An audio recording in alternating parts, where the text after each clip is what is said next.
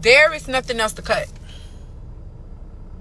There's nothing left for me to cut. I have cut so much out of my life just to make it. When I say everything is high, gas prices high, I'm filling up my tank every 3 to 4 business days.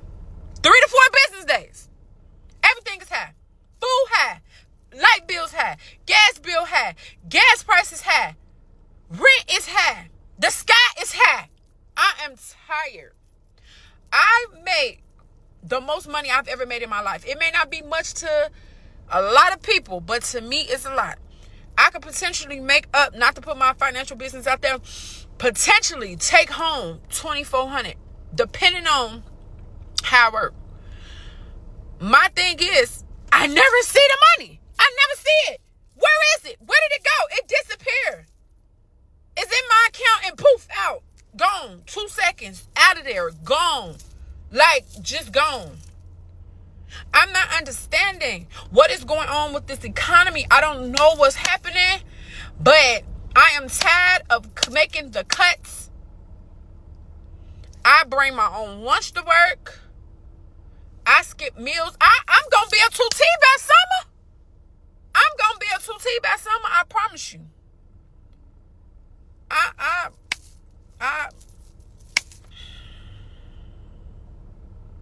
don't know what the fuck to do. So I just feel like with the price of everything right now, especially the rent prices, I was just looking at this post of a guy who was paying $900. No, I think he was paying like $800 or $900 for a 1-bedroom in 2019. And that same 1-bedroom apartment is now $1,700. And I just think that's ridiculous. And I'm trying to figure out what is the end goal here, especially with AI. What is the end goal? Are things just going to keep increasing until people cannot afford anything? Is it going to be time for some sort of uprising, some sort of fight against this? I don't know. Just interesting.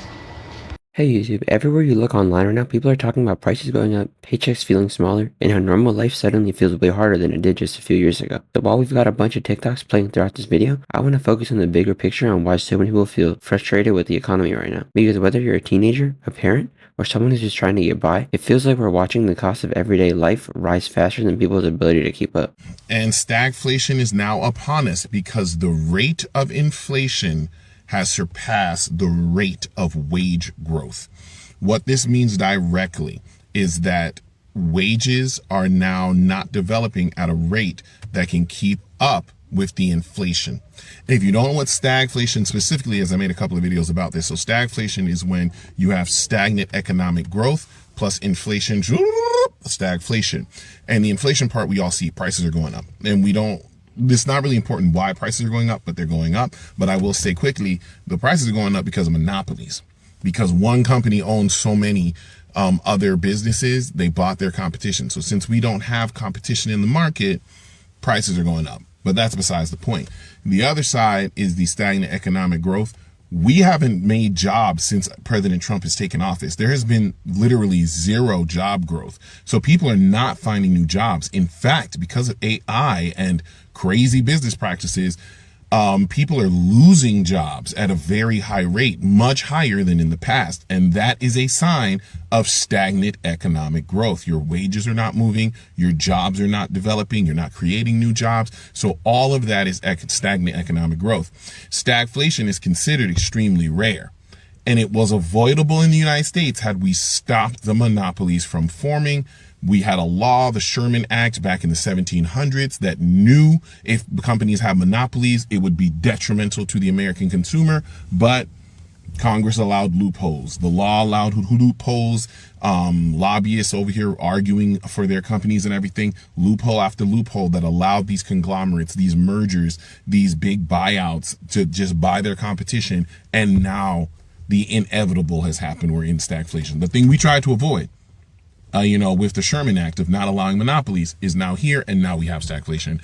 And it's rare because most countries would not allow this. They would have put laws in place to say, okay, businesses, you may have bought your competition, but now we're going to limit on you what you can actually charge people.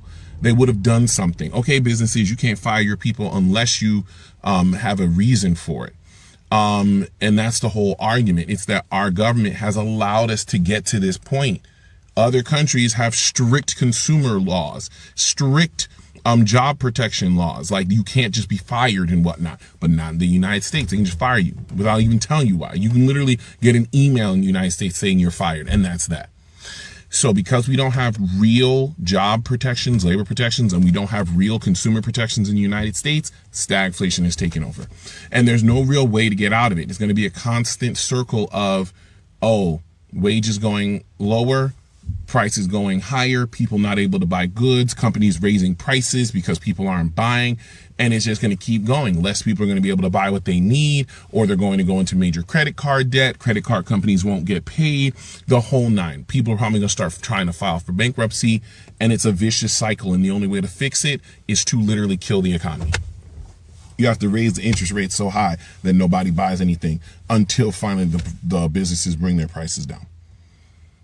That is how you fix stagflation. You pretty much have to starve the businesses of money,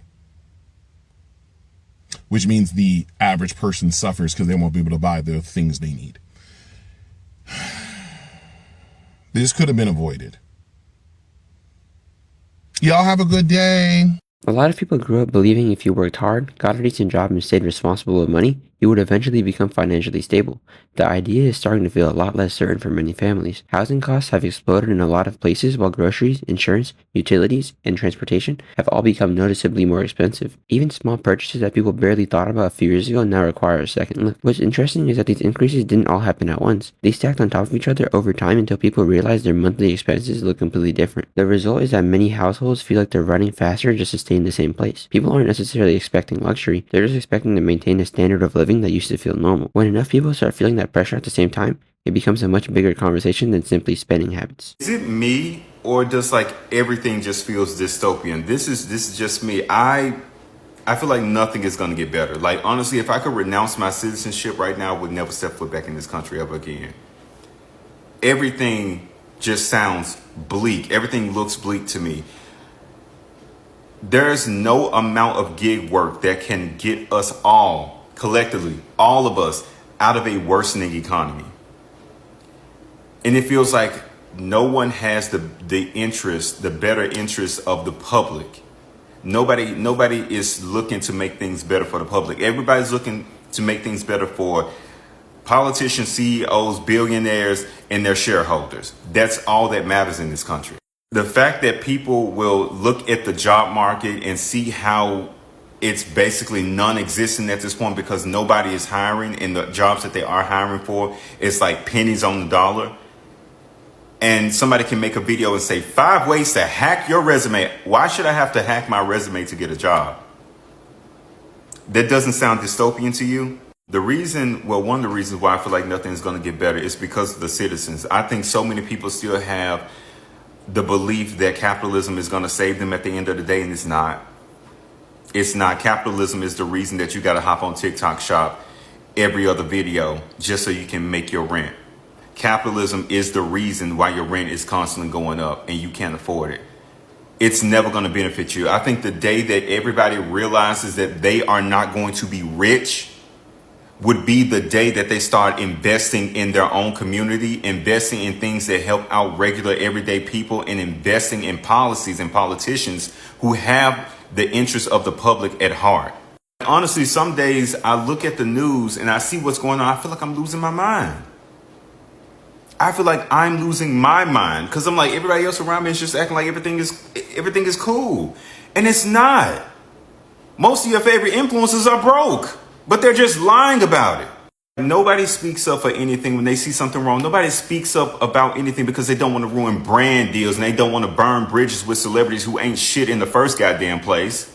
And sometimes, like, I always want to use my platform to speak about things where I see something wrong and try to right some of these wrongs and bring awareness to certain things. But I don't think that there's anything that I can personally do that can combat the amount of people who still have a vested interest in this and thinks that it will get better if they just keep doing what they've always been doing. Anyway, this is just how I feel. This is how I feel every day, like literally every day. And even at the end of the day, I still have a glimmer of hope because I don't believe that we're cooked. I think that we are pacified, undereducated, and exhausted, and it is all by design. Money cannot literally buy happiness, but I will tell you, it takes money to have a regulated nervous system in this society. The amount of stress that your finances will cause on your body, astronomical. Even if you are making six figures in the big year of 2026, as a single adult, I still feel like for me, it would be difficult. And that is insane to me. I think about people with kids. I think about people who make less money than me. I think about people who are unemployed. I send so much love and prayers to anyone who is struggling financially right now, because as this being the most financially stable season of my life, and it's still being difficult, it just blows my mind. And while you can live a quality life while financially struggling, I don't believe that you can truly heal in a constant physical state of stress. Like, you're constantly stressed. Your body is constantly under pressure. And that is why it's important to step away from the worldly stresses and issues and have those moments. But eventually, in order to be a responsible adult in this world, you have to step back into it and be in reality. You can't just be all willy-nilly like, oh, the universe will provide for me, and sit in bed all day. You can't do that. You have to participate in this economy one way or another in order for you to get the money, in order for you to buy food, in order for you to have shelter. You have to participate in this bullshit. I'm really frustrated today, and I understand why people try and get out of it. I'm moving to the Philippines or some shit. I don't know. Even that takes money. Like, hello. One reason this topic gets so much attention is because the effects go far beyond people's bank accounts. Financial stress has a way of affecting almost every part of daily life. When money becomes a constant concern, people spend more time worrying about bills, unexpected expenses, and future plans. That uncertainty can make it feel difficult to feel secure even when things are technically okay in the moment. You can see it in conversations about careers, education, home ownership, and retirement. A lot of younger people are looking ahead and wondering whether the milestones previous generations achieved will be realistic for them. At the same time, older generations are dealing with rising costs while trying to preserve the lifestyle they've already built. The pressure starts showing up everywhere because financial decisions become tied with personal decisions. Eventually, people stop asking how to get ahead and start asking how to avoid falling behind. That's a major shift in mindset, and that's one reason why this discussion has become so widespread over the internet. All right, so look, let me tell you a truth that don't nobody want to say out loud. American citizens are being priced out of existence, and more people have stopped paying bills than they want to admit. Now, I'm not talking about just a few people slipping through the cracks. I'm saying that the cracks have widened so big that whole communities are slipping through them. And this isn't about laziness. This is not a problem of bad budgeting. Well, sometimes it's bad budgeting, but you get what I'm saying. The problem is beyond budgeting. What it's really about is an economy that has been stretched past its breaking point. The cost of survival has been raised higher than human beings can reach. Think about your own life. You go to work, you get paid, rent takes the whole check before you get your next breath out. Just instantly, boom, gone. You walk into the grocery store with money in your pocket, and then you walk out the grocery store with two little ass bags that barely last a week. Maybe a couple days if you're lucky. You stand at the gas pump and you watch the numbers spin and rise faster than your paycheck ever will. You go to the mailbox and it's nothing but more demand, more bills, and more weight you can't carry. And this cycle repeats itself day after day, month after month, year after year. And people are tired. Not just physically tired, people are burned out. We are, after all, living in a global burnout crisis. People are drained in the body. People are drained in the mind. People are drained in the soul. For years, they just told us to push harder, to rise and grind, to believe in our potential. But they never once acknowledged our limits. They never once acknowledged that human beings are not machines. They ignored the exhaustion. They ignored the collapse. They ignore the fact that we are working harder than ever in an economy that gives us less and less in return. And we've tried everything. Payday loans, side hustles, payment plans, extensions, rearranging due dates, running up them credit cards, borrowing from family, selling time, selling energy, selling our peace of mind. Every door has been knocked on. Every option has been exhausted. And no matter what you try, it's never enough, because there isn't enough. Because the system was never built so that you can win. This system was designed for us to fail. And this is what it means to be priced out of existence. To give everything you have and still not be able to cover the basics. To work yourself to the bone and still fall behind. To live in a society where survival is set at a price that ordinary people cannot afford. And when you realize that, something shifts inside of you. You begin to see the truth. The dollar is hollow. It's not protection. It's not freedom. It's not wealth. It's a leash. A leash they use to keep you obedient. A leash they tighten while telling you to smile and be grateful for what you got. And you finally understand that the bills will never stop, because the bills are the point. The bills are the chain. So people stop. People are stopping. Quietly, but people are stopping. They stop paying rent to buy food instead. They let the car go. They let the credit card rot. People just stop answering the phone. And it's not because they don't care. It's just that they care more about being alive than paying these companies or these banks. They care more about feeding their kids instead. You know what I'm saying? They care more about not losing their minds under the weight of all this unrealistic pressure. And here's the secret that they don't want you to know. More people than you think have already made that choice. But this country, it only adds more chaos, more fuel to the fire. We got tariffs tossed around like dice. Trade wars shaking every price tag. We got groceries going up, clothes going up, medicine going up, appliances, utilities, everything you touch is going up in price. One man's ego turned into millions of people's pain. That's not leadership. That is dictatorship energy. Living here in America has become unpredictable. You don't know what tomorrow will cost. You don't know what new rule or what new tantrum is gonna make surviving tomorrow even harder. Look around. The signs are everywhere. Empty storefronts. You got families crammed together, doubling up, tripling up sometimes, just so everybody can have a place to live. Workers are taking on 2 and 3 jobs, hustling every hour of the day just to fall deeper and deeper into debt.